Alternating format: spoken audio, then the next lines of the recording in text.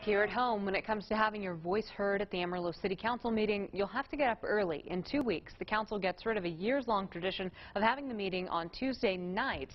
KAMR Local 4's Blessing Wilkesman explains the reason for the change and how long it's expected to last.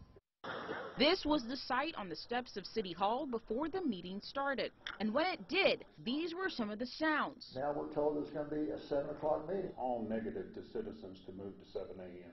If this time change goes through, I will be advocating for more of our citizens to come to these meetings and bring their children.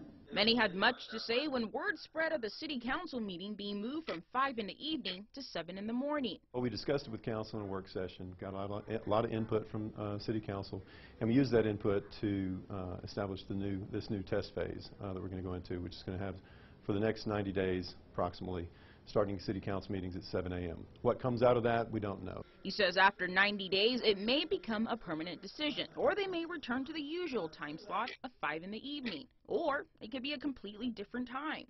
I think that 7 o'clock's just too early of getting school kids ready for school and all that. Although there has been a greater number of vocal opposers, It seems that everyone who hears of the policy believes it is a bad move. one local man supports the council's decision. It's good. Why? In the morning.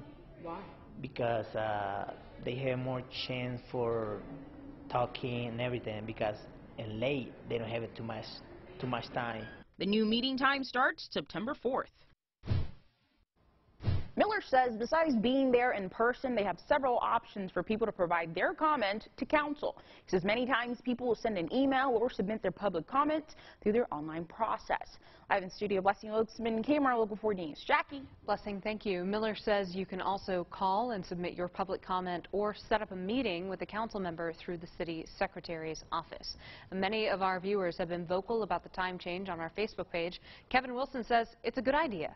Lois Arnold Birch says trying to hide your work from the people who elected you will not go well.